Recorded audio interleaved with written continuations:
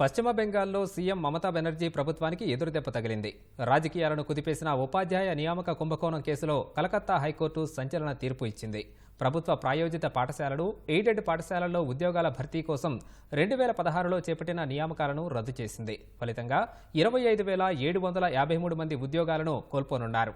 అంతేకాక ఉద్యోగాల్లో నియమితులైనప్పటి నుంచి ఇప్పటి వరకు తీసుకున్న జీతాలను 12% వడ్డీతో సహా 4 వారాల్లో తిరిగి ఇవ్వాలని హైకోర్టు ఆదేశించింది.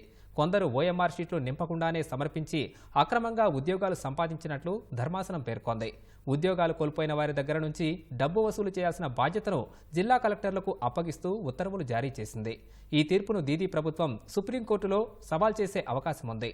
2016లో 24,650 ఖాళీల భర్తీ కోసం చేపట్టిన రిక్రూట్మెంట్ పరీక్షకు 23 లక్షల మందికి పైగా హాజరయ్యారు.